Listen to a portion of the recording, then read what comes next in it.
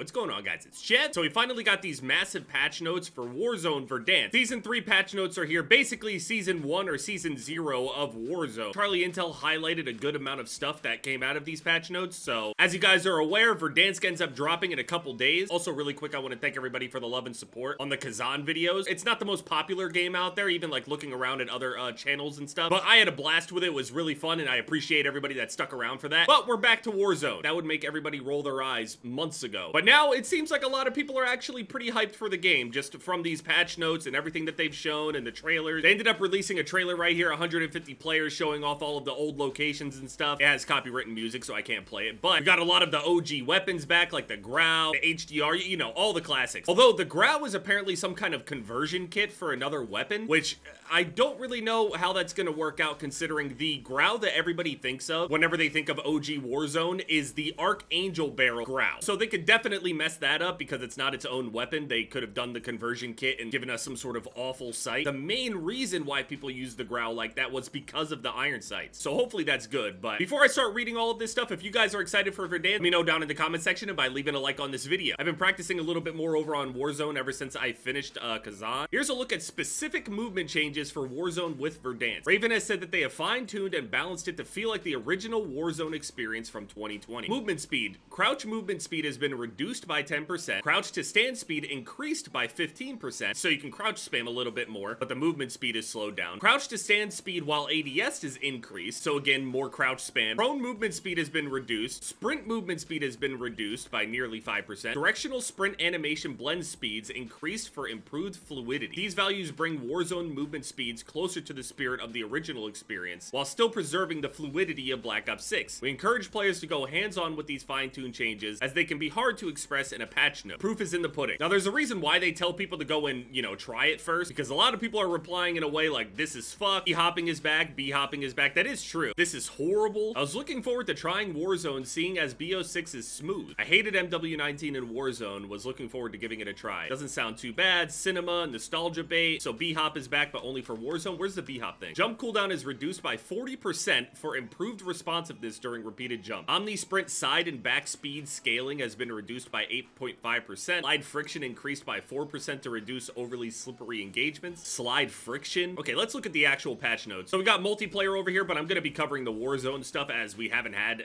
any meaningful Warzone stuff in quite a while. And Warzone and Verdansk is the big focus at the moment. We got the AMAX in the game, we got the HDR, we got the Kilo, nail gun, the Kali sticks, and then an SMG. Monolithic suppressor is back. The SWAT 556 Grau conversion. Oh, okay, you can see it kind of. I think this is the Archangel barrel. I think. Ricochet anti-cheat, we've been hearing that they've updated it a whole bunch. We'll see how long that lasts. Over the past couple weeks or a month or so, they've been taking down all of these different providers. We'll see how much of a difference it truly makes. As you guys know, with all of this hype and stuff for the game, it is slowly coming back. When it was initially announced, people were kind of like, too late, man. But as it's been drawing closer, myself included, people have been kind of paying more attention, like, you know what? Not gonna lie, it sounds pretty good. Got the battle pass there. They have a new UI feature showing the shaders and stuff. So here's the Battle Royale thing. Battle Royale, Resurgence, Plunder.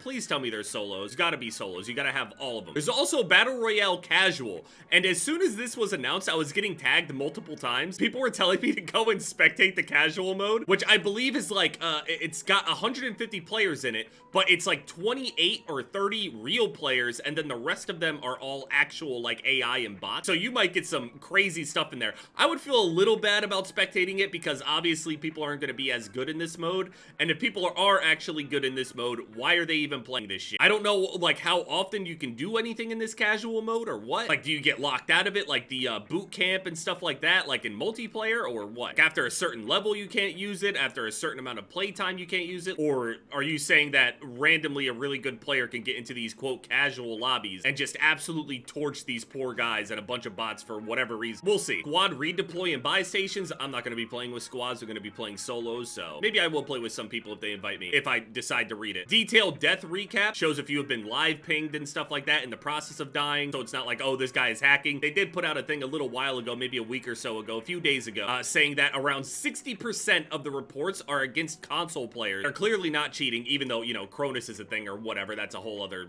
detail, but that was the general reply. Whenever you inspect a weapon, you can see the attachments now, so if you ever go and pick up somebody's shit and you're like, wait a minute, this is kind of good, you can see exactly what they were using on it. So Battle Royale 150 players returning. Vehicle rebalance. Now, they're not the original vehicles. You can see Bertha right here and stuff. I'm not sure if I recall seeing this other vehicle here. I remember like the blue SUV vehicle that I would drive around a ton. That and the Bertha were like the main ones that I would drive around and feel decently safe in. Bertha obviously being more safe, and then the blue vehicle is more, you know, speedy. I'm really curious how the vehicles are gonna handle, because that was a big part of the gameplay loop before. You would spawn in the Battle Royale, land in one of the hotspots, Superstore, Hospital, Storage Town, all of them. You go and clear the whole area out, make enough money, buy your loadout, and then grab a vehicle right from there, either the Bertha or the blue vehicle, and you drive from bounty to bounty, marker to marker. That is the gameplay loop that I remember, and I actually enjoy. Verdansk itself had a lot of like design issues with a lot of their buildings. The main one being a lot of the buildings only had one way in, and we didn't have the same mantling system that we currently have. There were a ton of buildings that were one way in, one way out, and people would set up in there and people would just sit. Another thing is that there were big wide open areas between points of interest, and you would die incredibly fast. So people would be scared to move from location to location, and they would be encouraged to just stay there. That was always my main gripe with the map, and that's why I always called the map shitty, because the flow is not amazing. It's really not. Now, obviously, you can have good games. You can have nice, fast-paced games, but a lot of the game really did encourage people to sit around a lot. We'll see how it works out with the mantling system and stuff that we currently have. The movement changes and stuff that they're doing as well. They're trying to make it seems like more responsive, a little bit slower, but it's not so crazy. Thermite comes back, floating loot is back, shooting during free fall. I actually really enjoy this feature until I'm the one getting shot. Specialist bonus is coming later in the season. Looks like the train is coming back as well. Big game bounty. So let's look at more details here. Yeah, so the casual mode, there's 28 real players, 120 bots. I wonder why not 130. Okay, so they got all of them, solo, duo, trio, quads. 150 player, quads has 152. Plunder is there, obviously. Warzone Bootcamp is a training mode, which is different from the casual mode. So it really makes me worry that the casual mode won't be limited, and like some sweaty ass players could go in there and do it. I mean, I don't know why they would do it other than to ruin people's fun, but we got people frothing at the mouth right now waiting for this to drop so they can hack. So we'll see if they can do that, but players can shoot while free falling using their secondary weapon. If no secondary weapon is equipped, they will default to their backup pistol. You can definitely still get kills with the pistol, just not nearly as easily. We got all the circle times here. That's really nice. Some map assets, models, and textures have been changed. They did add some more cover between points of interest, so now it's not nearly as bad, and you can actually move from point of interest to point of interest without fear, or at least being able to respond. Because you can go back and watch a lot of the old videos. People had no time to react a lot of the time. Vertical list is back for the buy stations. That's nice. So as soon as you open it up, you can just press up one time, and hopefully it'll go down to the bottom over here, so you don't have to scroll all the way down. It looks like the loadout is 6,000, so I can't remember, was it 6,000 or 8,000 before? Somebody let me know. I can't remember. We'll also have to see how the overall like money and everything works, how much money you can really gather and stuff. We don't know how many crates there are going to be, how much they're going to drop, all that stuff. So we'll see. Don't want to think about it too much, just gonna play it and see. Okay, so solos at 6,000. Anything solos plus it's 10k. Okay, that makes sense. A redeploy is 4. So we still got the omni movement system, but they did all these like movement speed reductions and stuff. They did bring back bunny hopping, or at least are getting closer to it. We'll see though. I don't think bunny hopping is a bad thing. Just I remember the amount of times watching people win and lose gunfights. People will straight up slide around a corner and then just jump in place over and over and over again. It wasn't even making it harder to hit them either. It was just annoying to look at. Thermites are back. That's good. I remember back then, originally, everybody was running thermites and everybody was running RPGs. Because the vehicles were so powerful, people were running RPGs, and you would be a fool to go and hop in the very, very strong vehicle without using a trophy system. That was the meta before. If you didn't have a trophy system on your car, be very, very afraid. All lootable perks have been removed from BR as we return to a classic feeling of Verdansk. I think that they're sticking close enough to the original, but having some of the quality of life stuff that we already have that people do enjoy, because we are seeing some people be angry about the changes because Black Ops 6 did fix a lot of things and add some good stuff. So we'll have to see, you know, the balance between the two of them. Again, we just have to actually experience it. We got the Kilo here, a classic. Got the AMAX right here, another classic, hard hitting, more of a quote skill weapon. The HDR. Surely we'll have the VLK scope, right? Collie sticks, 2-hit kill, extremely fast attack speed. Uh-oh, here it comes. This might be the secondary of choice inside, not gonna lie. Weapon adjustments. Oh man, they have a whole thing here. Oh shit. Yeah, it seems like across the board, more damage, but less range. So you can still die quickly, but not like across the map. The aims, it's the same situation, except at minimum damage range. Interesting. The AS Val, the classic. This thing would shred. Again, more range hits, but damage buffs. Seems like for pretty much all of these, all the damage things are going up, but all the range is going down. Okay, so submachine guns, I assume, are the same thing. Oh, the Jackal's getting buffs across the whole thing, except for minimum range. That's odd, but it does get 6 damage right here, which could be like 1 less bullet to kill, depending on how many plates they have anyway. Yeah, so we see the general general trend here for all of these different weapons. Seems like the weapons that were considered weaker ended up getting a little bit more love than others, but doesn't seem like too much. Again, we'll see how it works out. The LMGs, let's see how this goes. LMG, the FRNG gets a buff, GPMG gets a buff. Yeah, actually, the LMGs are getting more buffs than nerfs, it seems. Marksman rifles. The SWAT gets a big buff, plus the conversion kit. We'll have to see how the math works out with the conversion kit on it, because I don't think anybody's going to be using the regular SWAT. Everybody is going to put on that conversion kit. Car 98, lower torso and upper arm multipliers increase. Leg multipliers also increase. So Car 98 buff, huge. Pistols. Now, this is pretty important because by default, we'll get some kind of pistol. And I assume we're going to spawn in with the 9mm. Huge damage nerf at distance. We're definitely not trying to shoot this thing at distance. I mean, it's a pistol. And a huge damage nerf even close range. But then we go and look over at the Krakova over here, and it goes from 30 damage to 35 damage. Meanwhile, this one is at 25. Why is that? Is it the firing rate or something? Krakova might be good. I don't know why it's buffed across the board while these other ones are kind of mixed. That Krakova might be the one. I don't know if it's going to be crazy OP in comparison, but just by the numbers, this thing is definitely better than the other pistols. Launchers.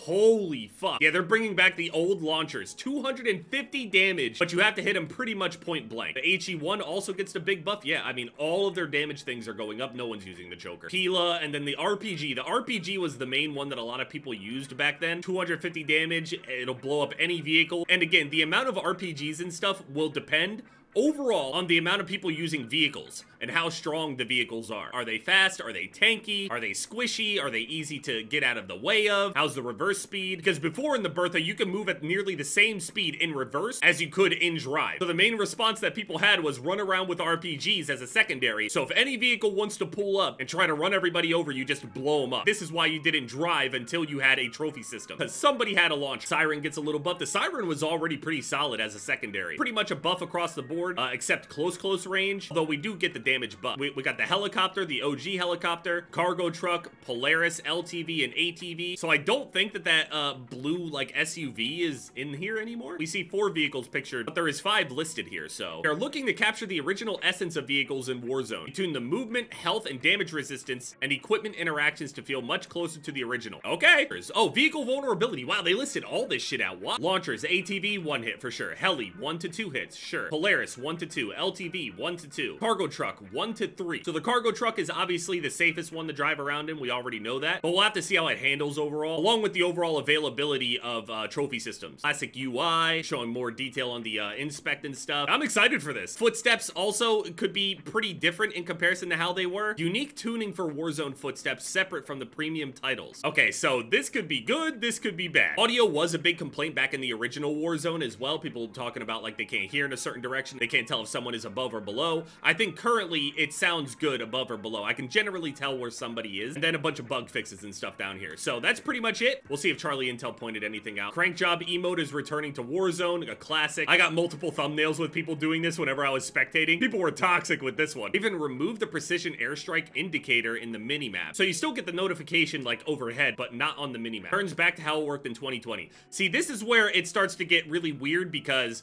a lot of people are like, I want the OG back, I want the original, but they don't remember all of like the actual small little shit like that. Hopefully this won't be too big of an issue, but it seems like a small step backwards here. I don't find anything wrong with giving that kind of information to the player, but generally, rule of thumb, if you see that they got an airstrike coming, just run inside, I guess. Don't really know what direction it's coming in from, so it adds a little bit more anxiety and fun to it, I guess, in a sense. But yeah, let me know what you guys think down in the comment section. Honestly, I am excited for it, mostly because a lot of the issues that I had with the original Verdansk could potentially be fixed. So again, thank you guys so much for all the love and support. Leave a like on this video if you're excited as well, and yeah, it's been Jev, guys. Later.